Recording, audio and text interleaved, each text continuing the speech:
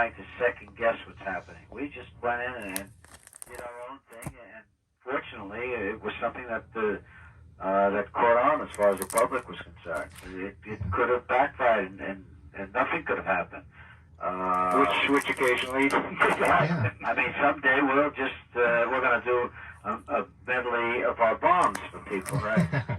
Well, you know, the recording process was a lot different back then than it is today. Not only do people take weeks and weeks and weeks to put recordings together, and not only do you have many sophisticated elements in the recording studio that you did not have back then, but I have a feeling that, I'll ask you this, the recording on these particular songs, did you just knock them out? I mean, how long did it take, for example? How many takes? How long from the time you went into the studio to the finished product did it average back in those days? Well, I can give you just an example. For instance, two examples. I think Ragdoll, we went in, I think if I remember correctly, a weekend, like a Sunday. We couldn't get the right studio that we normally use. We couldn't get the right engineer, so we used a second engineer to actually do the recording, and we did it all on a Sunday in the demo studio, and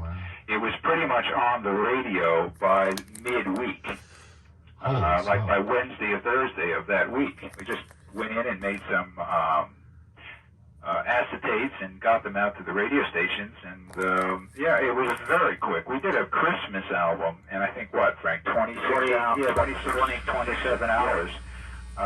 Straight through. I mean, we knocked ourselves out, and after we finished, we did 5 shows at the Apollo Theater. Wow. And I was dead for 2 weeks. It was a whole different period. I remember going in the studio, recording a song that we felt was going to be the next single, finishing it, mixing it, having acetates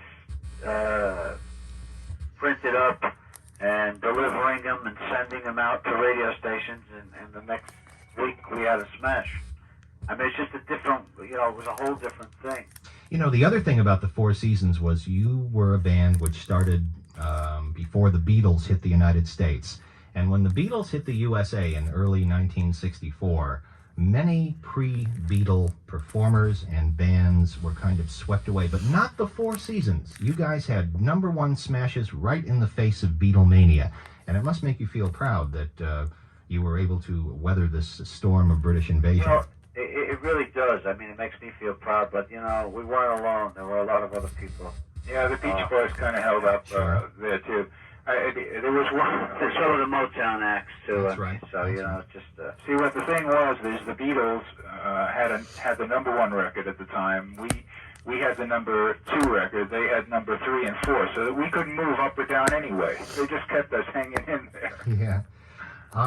Do you have any memories of going on the road in those days? You know, today when you do a concert, it's a very sophisticated sound system, and the staging is very, very pro. And I'm sure that when you guys were first having your first hits, did you play like those Dick Clark shows where they had like 25 acts and you each came on and did 1 or 2 songs? We played everything from that to college dates to... as you said, equipment wasn't as sophisticated as it is today. So we traveled around with our equipment in a station wagon. And we pretty much set it up. Right, we set it up. Put it together and tore it down, and we used whatever sound system they had. Yeah. You know what I remember? I got an album at home, and you guys are probably going to laugh at this, on the original label, VJ, and it was, do you remember this album? It was The Beatles versus the Four Seasons. Yeah, right, we are going to laugh at that.